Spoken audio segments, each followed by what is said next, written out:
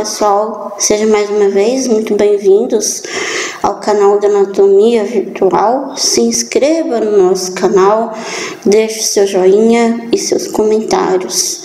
E nessas próximas séries eu vou comentar primeiramente sobre o sistema reprodutor masculino e depois sobre o sistema reprodutor feminino. Essa imagem que vocês veem ao fundo aí ilustrando este slide é de minha própria autoria, na qual eu pesquisei sobre as células de Sertoli em diferentes tipos de roedores, no intuito de tentar descobrir um modelo ideal para estudar câncer testicular infantil e a digenesia testicular. Bem, nessa aula eu vou falar sobre as funções do sistema genital masculino. O sistema genital masculino é o conjunto de órgãos que formam e emitem e introduzem o líquido fecundante, esperma ou sêmen nas vias do sistema genital feminino durante o ato sexual de indivíduos maduros. Lembrando que deve-se ainda ressaltar que esta atividade reprodutora é limitada a certos períodos de vida, na qual inicia-se ao final da puberdade e atinge seu clímax na fase adulta e decresce com o avançar da idade. A função gametogênica cessa mais cedo na mulher que no homem e em idades extremamente variáveis. A reprodução é sem dúvida, pessoal, um dos fenômenos biológicos mais importantes, pois é dele que depende a perpetuação da espécie. Bom, primeiramente, como eu falei aí, a importância do sistema reprodutor masculino e feminino, e para estudar o sistema reprodutor feminino e masculino, para poder, eu acho até mais fácil compará-los, que vocês vão ver que existe um termo chamado de dimorfismo sexual. O que é dimorfismo sexual? Acontece o seguinte, que lógico, pessoal, que embora as estruturas anatômicas, tanto do sistema reprodutor feminino, tanto do sistema reprodutor masculino, elas sejam totalmente diferentes, é lógico, seu aspecto estrutural, anatômico, existe aí uma equivalência de funções, E outra curiosidade aqui acima, os órgãos genitais de modo indiferenciado. Isso acontece no segundo mês de vida intrauterina, no embrião, que é cerca de 3 centímetros mais ou menos. É impossível evidenciar com as técnicas disponíveis até o momento, ao diferenciar morfologicamente o sexo. Então, isto pode ser considerado que um dimorfismo sexual. Antes desta data, o embrião tem forma fundamental idêntica nos dois sexos, constituindo a fase de indiferença sexual. É por isso que, antes desse período, é impossível pelo ultrassom se identificar qual é o sexo do bebê, se vai ser uma menina ou vai ser um menino, porque a formação dos órgãos sexuais até um determinado período da vida intrauterina, elas se tornam iguais, então não permite aí a diferenciação entre o que é uma menina e o que é um menino. Porém, aqui ao lado já diferente, já demonstra aí os órgãos genitais externos masculinos e femininos e totalmente desenvolvido.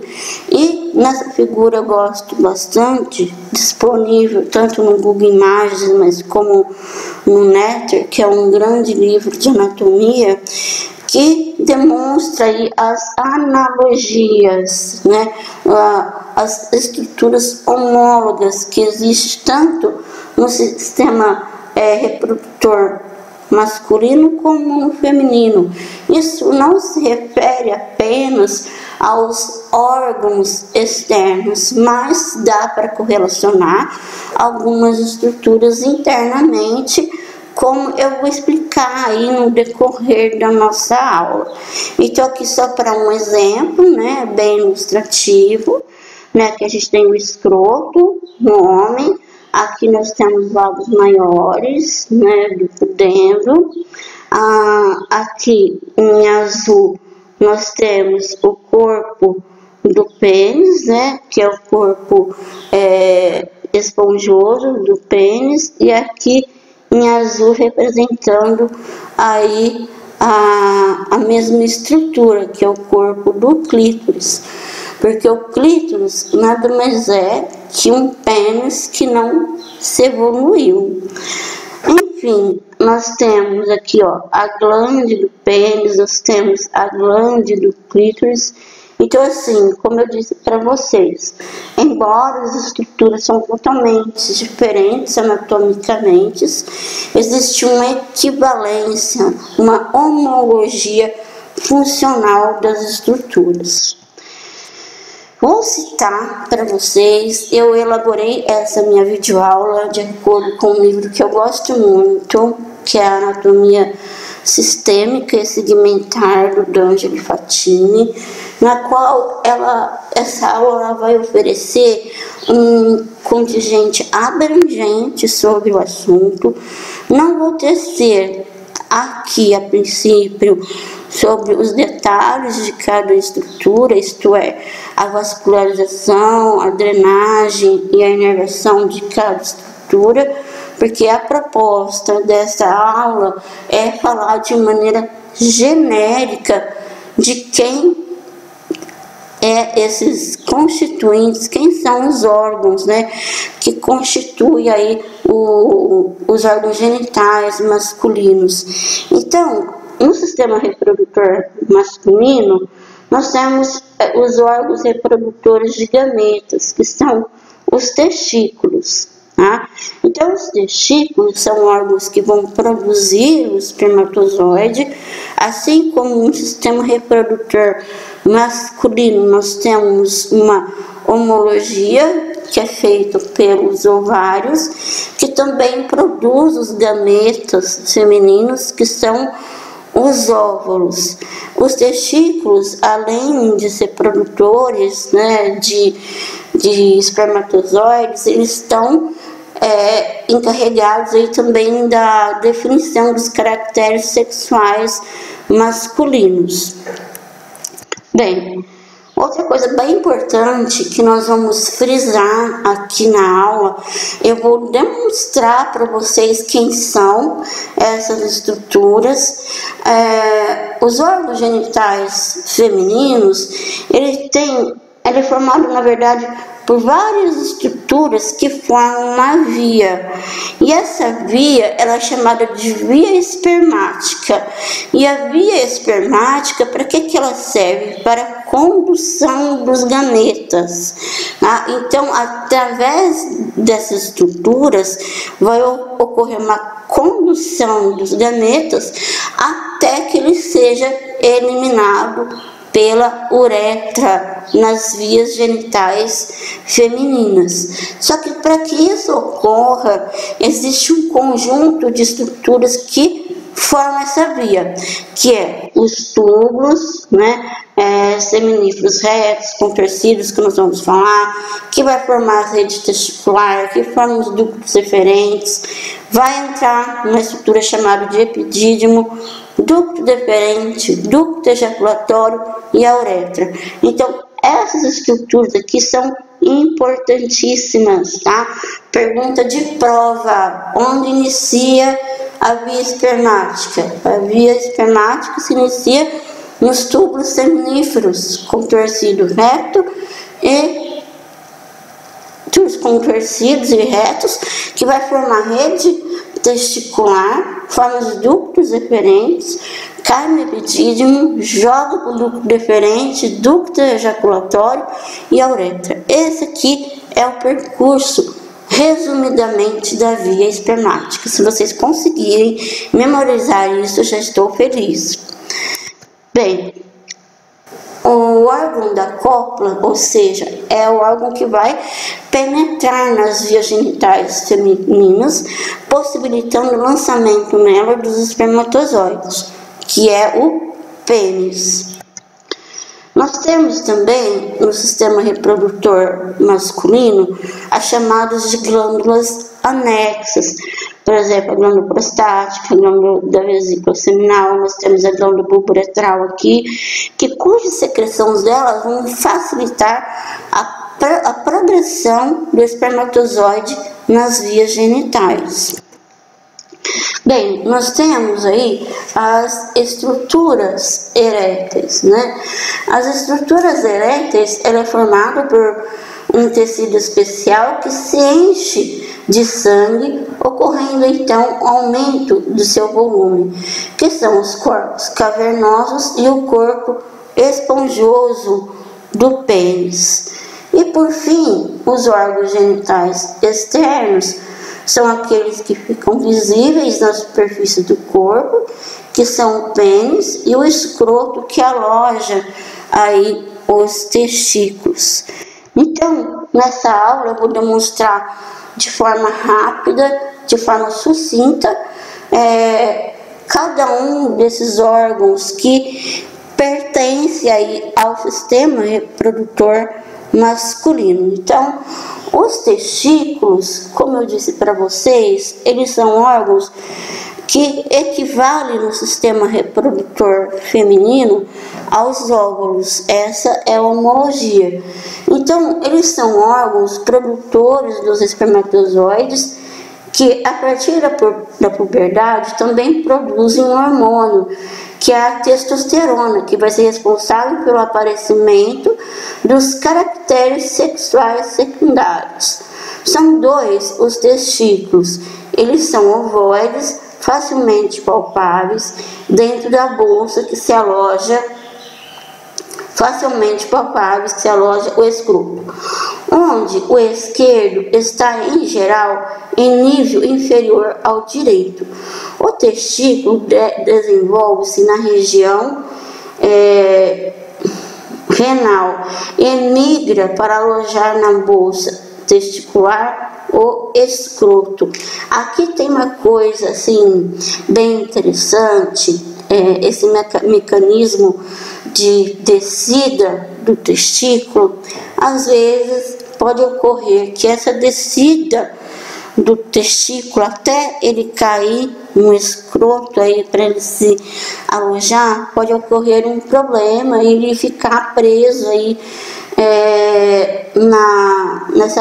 nessa região aí renal. E isso indica um criptorquidismo, que o testículo não consegue fazer a sua descida completamente. Então, nesses casos, necessita-se de forma imediata, depois do nascimento, que se faça uma cirurgia para colocar o testículo no seu devido lugar. Porque dentro do testículo a gente vai ver que esses tem um monte de compartimentos que são chamados de túbulos seminíferos. E dentro desses túbulos seminíferos ocorre a produção do espermatozoide propriamente dito, que é pela espermatogênese, que é controlado por uma célula que vai controlar a produção da espermatogônia, a divisão do espermatócito primário, secundário, e assim por diante, que é a célula de Sertoli. Tá? E a célula de Sertoli, as suas deficiências na sua produção pode acarretar câncer testicular e também a disgenesia testicular. Então, por isso que é recomendável aí que faça, né, a cirurgia para reparo completamente do testículo. Aqui, pessoal, o testículo fica alojado numa bolsa chamado de escroto, que ele serve para manter aí a temperatura dos espermatozoides corretamente. Aqui dá para ver, ó, a parte superficial do escroto, que é o dartos, face espermática interna, né? A lâmina parietal da túnica vaginal, né? E a parte da túnica vaginal visceral. O que são essas fáscias, né? Essas fáscias nada mais são que, como o testículo ele vem, né, do desenvolvimento próximo ao rim, e na hora de descer para a bolsa escrotal, o que acontece? Ele carrega consigo resquícios, tá, de algumas estruturas pertencentes a essa área aí, né? Então, a face espermática interna, né, ela é a mais interna das camadas, muito delgada, e deriva da face transversal. Já a face cremastérica, que está acolada à face espermática interna, pode ser reconhecida pela presença de fibras musculares esparsas e em conjunto denominados músculo cremaster, o qual é derivado do músculo oblíquo interno de sua face. O músculo cremaster é irrigado pela artéria cremastérica e é inervado pelo ramo gênito do nervo femoral. E sua contração resulta na elevação do testículo dentro do escroto, e esta contração é feita de maneira reflexo cremastérico, quando se estimula a pele da face medial e superior da coxa, região inervada pelo ramo do nervo gênito femoral. Já a face espermática externa é derivada da face do músculo oblíquo externo. Então, pessoal, embora eu falei isso para vocês, resumidamente, tá? Essas faces que são envoltórios aí do escroto, essa bolsa que confere proteção, confere manutenção para as células dos espermatozoides, essas camadas musculares que estão presentes aí, nada mais são que envoltórios do escroto, que são provenientes aí do que ele vem lá da descida, perto da região regional, para cair na bolsa escrotal. Então, assim, a túnica vaginal, por exemplo, é resquício do peritônio, né? Então, que acaba trazendo consigo aí na hora da descida dos testículos. Bem, pessoal, o testículo, né? Cada testículo é um corpo ovoidal de cerca de 5 centímetros de comprimento por 3 centímetros de largura e 2 centímetros de espessura, e apresenta os polos superior e inferior e duas faces, medial e lateral, e duas margens, a anterior e posterior. Aqui, notem, né, que aqui a gente tem a túnica vaginal, né, e depois mais para dentro a gente vai ter a túnica albugínea. Para ver esse tipo de corte aí, que é clássico, é um corte coronal que vai dividir a estrutura entre anterior e posterior. É claro que no laboratório de anatomia humana, quando vocês fizerem essa secção, vocês não vão ver a olho nu os túbulos seminíferos contorcidos e retos, porque são estruturas pertinentes à parte da histologia. Então, mas faz de conta, né, que eu gosto muito de comparar a morfologia com uma coisa mais fácil para vocês poderem memorizarem isso. Então, o que acontece? Aqui, a túnica albuginea, que é mais interna, e aqui a túnica vaginal, que é mais interna, a túnica albuginea, o que ela vai emitir para o interior do testículo? Várias divisões, tá? Várias divisões, fazendo lembrar uma mexerica. Sim, a mexerica não tem os gomos da mexerica? Tem, e tem os espaços entre esses gomos. E esses gomos faz de conta que são os septos, tá? Os septos que estão dividindo aí o testículo.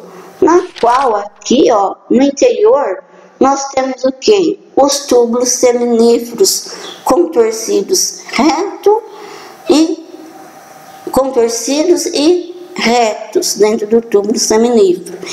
E é dentro desses túbulos seminíferos que também, através da parte histológica, como vocês viram naquele corpo semifino que eu coloquei na minha abertura da aula, né, que eu acho bem bonito, por sinal, que é da maior clareza para ver as células do que uma simples histologia feita com hematoxilina e eosina. Mas aqui ao lado, o que a gente tem? A representação, olha, aqui a gente tem o testículo, os septos. Quem faz esses septos? A túnica albuginea, que vai emitir septos para o interior. E aqui nós temos, olha, aqui os túbulos seminíferos. E dentro desses túbulos seminíferos, nós temos a presença do que? Do que ocorre, que realmente vai produzir o espermatozoide. E o espermatozoide, ele é produzido através da espermatogênese, que ocorre, né, dentro desses montes de macarrãozinho aqui enrolado que fica aqui, que são os túbulos contorcidos e retos. Então aqui a gente tem, ó, por exemplo, a espermatogônia, nós temos o espermatócito primário, secundário, a espermátide. Nós temos aqui as células de Sertoli, né? Como eu disse para vocês, elas ajudam a controlar a parte de funcionamento disso tudo, mediado também por essas células que ficam no compartimento intersticial do testículo, que são as células intersticiais, ou chamadas células de Leydig. Bem, nós vamos... Pessoal, agora, feito isso, nós falamos da produção. E agora nós vamos falar de uma outra estrutura chamada de epidídimo. O epidídimo é uma estrutura alongada, em forma de C, situada contra a margem posterior do testículo, a qual acha intimamente aderida e onde pode ser sentida pela palpação.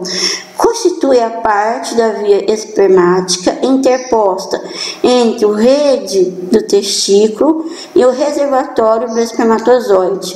Os espermatozoides são aí armazenados até o momento da ejaculação.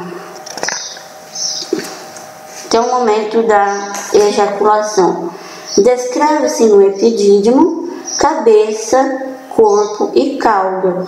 Os ductos eferentes retos do testículo tornam-se cada vez mais tortuosos e penetram na cabeça do epidídimo, na região, e formam-se os lóbulos do epidídimo cuneiformes, cujos ápices estão voltados para o testículo. Cada ducto eferente termina na frente da base de um lóbulo no ducto do epidídimo. Este, que começa na cabeça do epidídimo, tem um trajeto muito tortuoso através do corpo na cauda e aumenta a espessura, constituindo a parte da entrada do reservatório do espermatozoide. A parte da saída do reservatório se continua como ducto deferente.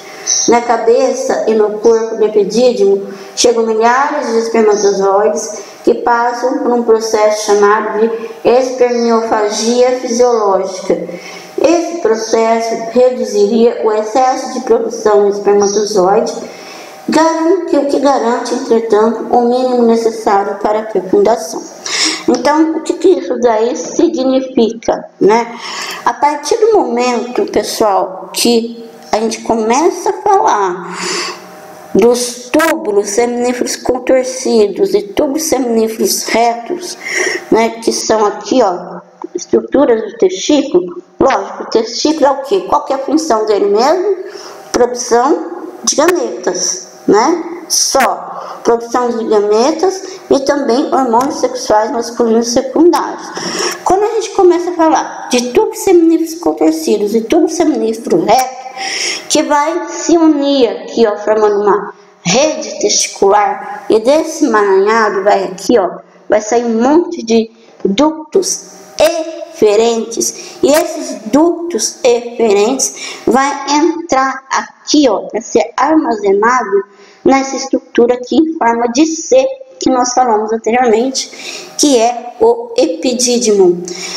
Eu vou mostrar mais adiante resumidamente, mas eu quero que vocês entendam que a partir do momento que a gente começa a falar dos tubos seminíferos contorcidos e retos, nesse momento, apesar de estar produzindo espermatozoide, inicia-se também o caminho da via espermática, até que esse gameta seja expelido. Então, aqui, pessoal, demonstra, né, tanto nessa imagem quanto nessa outra imagem, né, a função aí do que ocorre até então. Então aqui a gente tem, olha, a túnica albugínea, que fica mais aderida. Lembra que eu falei para vocês que ela emite septos para o interior do testículo, e cada gominha aqui vai ter cerca mais ou menos de 250 a 300 túbulos seminíferos, então é bastante. Aí o que acontece? Vai unir, vai formar a rede testicular. Aqui são os ductos eferentes que eu falei para vocês, e por fim vai cair aqui, ó, no epidídimo, tá? Do epidídimo vai sair, ó, porque aqui a gente tem a cabeça, o corpo e a cauda do epidídimo, que aqui, por sua vez, na cauda, vai sair um ducto aí, chamado de ducto deferente, que vocês vão encontrar logo que sai o ducto deferente, uma outra estrutura, que é essa estrutura aqui, ó, tá? Cujo existe um emaranhado de estruturas aí, que é chamado de funículo espermático. O funículo espermático, ele é um espaço que está aí no canal inguinal, que vai passar algumas estruturas importantes aí, né, para o sistema reprodutor masculino. Então, ele seria como se fosse um túnel para passagem de estruturas para ganhar aí a cavidade abdominal de algumas estruturas que precisam chegar à cavidade abdominal, que é essa parte aqui, ó, que é o funículo espermático.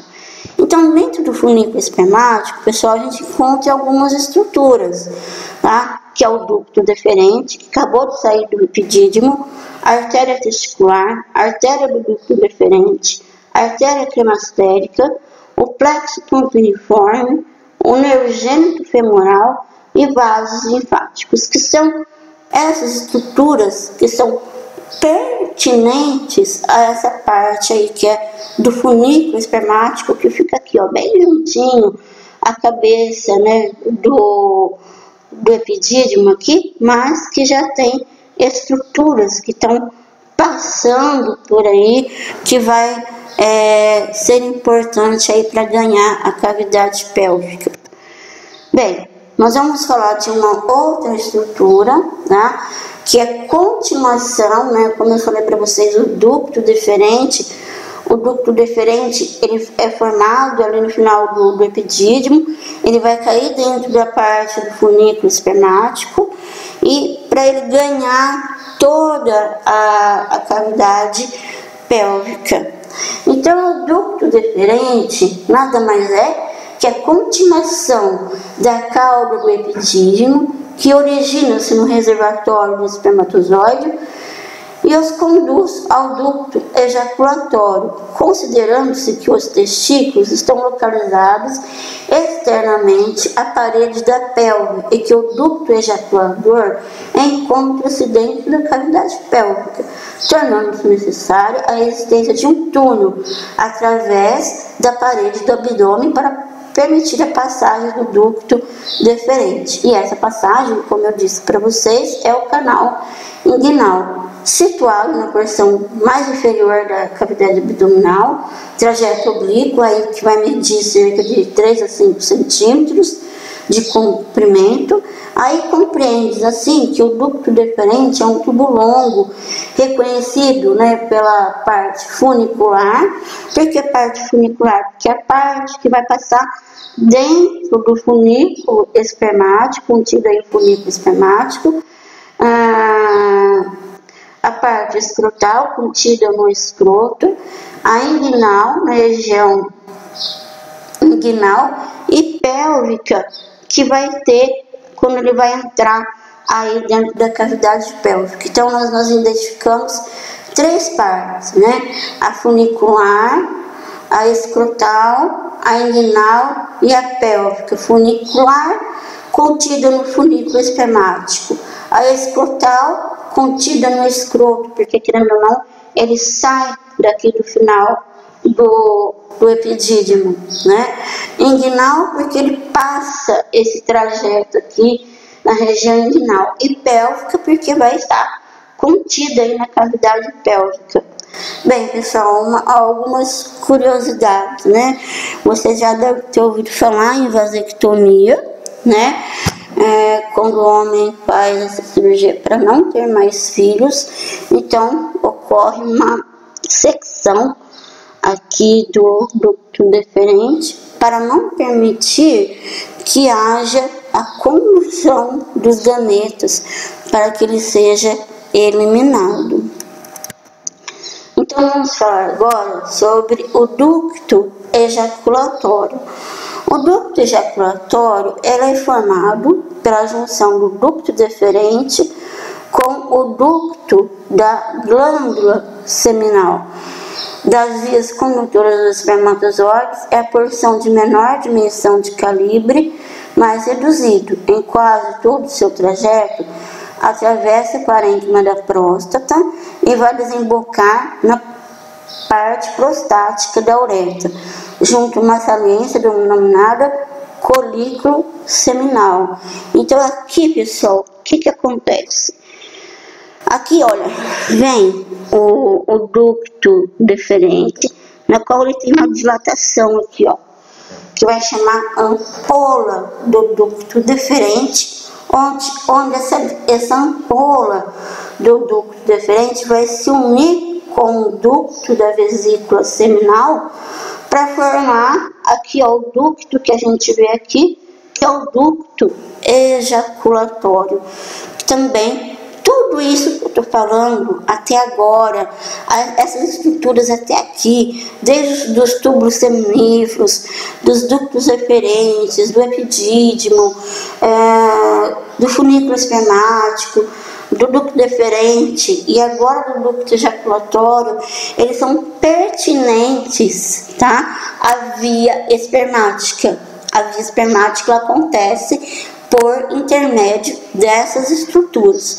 Então, pessoal, aqui a ampola do ducto deferente vai se unir aí com a vesícula seminal, que vai formar aí o ducto ejaculatório. Bem, a uretra, pessoal, a uretra, embora a gente demonstra aqui no sistema reprodutor masculino, ele é pertinente aí tanto ao sistema urinário também. Então, a uretra masculina, ela é mais longa, né? E ela possui 3 partes, tá? Então vai ter a parte prostática, porque tá percorrendo aqui a glândula prostática. Nós temos a glândula bulboretral, né? E aqui o pênis, que vai permitir que ela se divida em uretra prostática, uretra membranácea, essa figura aí está com nomenclatura antiga, e aqui a uretra esponjosa, que são as 3 partes aí da uretra masculina. Por ser uma uretra maior em relação, por exemplo, até coloquei aqui o tamanho da uretra feminina, que é bem menor do que a uretra masculina, cerca mais ou menos de 4 centímetros de comprimento. Então, ela é mais suscetível, né? A mulher é mais suscetível a ter a infecção urinária mais recorrente do que o homem, devido até o próprio tamanho da uretra. Bom, pessoal, quando a gente chega aqui, a gente chegou na última estrutura que vai fazer o caminho da via espermática. Eu coloquei aqui só para a gente reprisar rapidamente um resumo aí da via espermática. Então aqui a gente tem, ó, ela se inicia nos túbulos contorcidos e retos, ductos eferentes. Esses ductos eferentes vão entrar no epidídimo, na qual aqui a gente tem a cabeça, corpo e cauda. Vai sair o ducto deferente, lembrando que o ducto deferente ele passa numa região inguinal chamada de funículo espermático, que tem várias estruturas. Aí esse ducto deferente ele vai percorrer toda a cavidade pélvica e vai sofrer uma dilatação, que é um polo do ducto deferente, que vai se unir com o ducto da vesícula seminal, que vai cair aqui no ducto ejaculatório. Caindo aqui no ducto ejaculatório, como a gente vê, vai passar para o último segmento da via espermática, que é a uretra, para ser eliminado. Bem, pessoal, eu vou falar rapidamente sobre as glândulas seminais. As glândulas seminais são bolsas saxiformes, situado na parte póstero inferior da bexiga, e cada vesícula seminal consiste de um tubo enovelado que emite vários divertículos e termina superiormente em um fundo seco. Inferiormente, sua extremidade torna-se estreita e reta para formar o ducto excretor, que se junta, como eu falei para vocês, ao correspondente ducto deferente para constituir então o ducto ejaculatório. O sêmen consta de espermatozoide e componentes líquidos. A função desses últimos é ativar os espermatozoides e facilitar a progressão dos mesmos através da via de passagem. A secreção das glândulas seminais faz parte do líquido seminal e parece ter papel importante para a ativação dos espermatozoides. Bem, nós vamos falar agora sobre uma outra glândula que é anexa ao sistema reprodutor masculino. A próstata é um órgão pélvico ímpar, inferiormente à bexiga e atravessado em toda a sua extensão pela parte prostática. Consiste principalmente de musculatura lisa e tecido fibroso, mas contém também glândulas. A secreção desta junta-se à secreção que é eliminada pelas vesículas seminais para constituir o volume do líquido seminal. A secreção das glândulas prostáticas faz parte do esperma e é lançado diretamente na porção prostática da uretra através de numerosos ductos prostáticos, conferindo aí um odor característico ao sêmen. Além disso, na glândula prostática, a gente pode observar uma base superior, né? Também lobo direito e lobo esquerdo da próstata, e também em alguns casos a gente pode identificar um lobo médio. Estruturalmente, no entanto, ele é inesperável nos lobos laterais. Na puberdade, suas dimensões aumentam rapidamente e aos 25 anos tem 27 milímetros no seu eixo vertical e 40 milímetros no seu eixo máximo.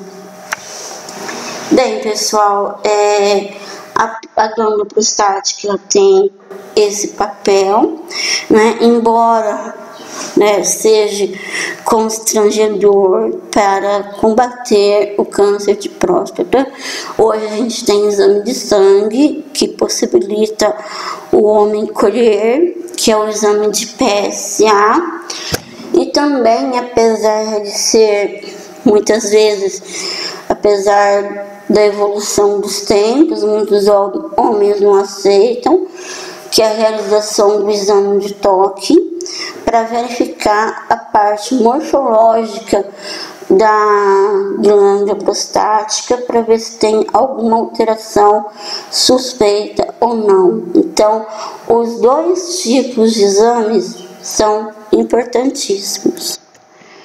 Bem, as glândulas bulbouretrais, como a gente falou, a gente tem aqui a parte da uretra, certo? Aqui a uretra prostática, a uretra membranácea, e aqui a gente tem o diafragma urogenital masculino, que é constituído aí por uma musculatura. E nessa parte da uretra membranácea, que é constituída pela musculatura, nós encontramos aí uma glândula chamada de glândula bulbouretral. Essa glândula bulbouretral, ela tem a função de, ela emite um líquido na uretra para a passagem do sêmen. Então, resumidamente, ela lubrifica a uretra para que ocorra a passagem aí do sêmen.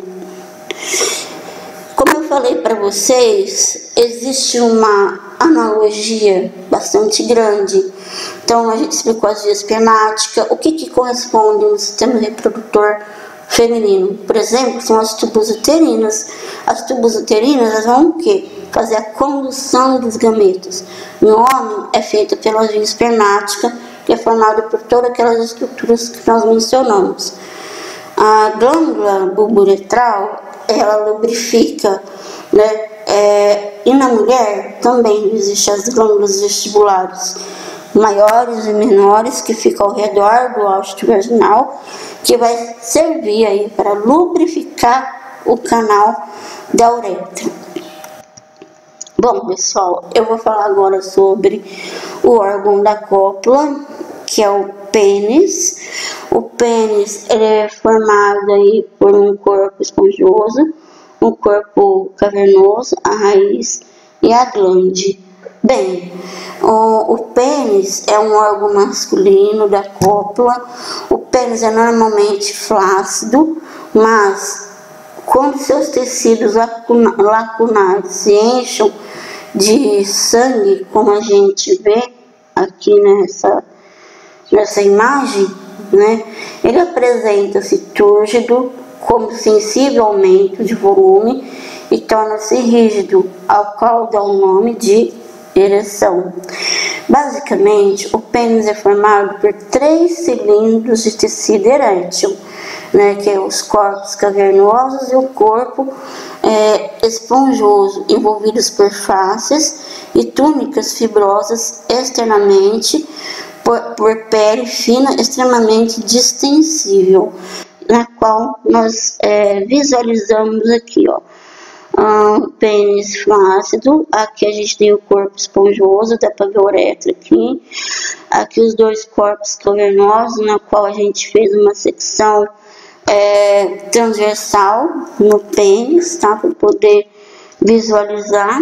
E aqui, quando ele está cheio de sangue, no momento que ocorre a ereção do pênis. Então, os corpos cavernosos fixam por suas extremidades posteriores ao ramo do pênis a ossos da bacia, o isquio e pubis. O corpo esponjoso apresenta duas dilatações, que é a glande do pênis, que é aqui, ó, a glande do pênis, e outra posterior, que é também chamada, essa parte aqui, né, de parte do bulbo do pênis. O pênis apresenta uma raiz e um corpo. A raiz é sua porção fixa, compreendendo ramos do pênis, e o bulbo do pênis. O corpo do pênis é a parte livre, pendente e recoberta por pele.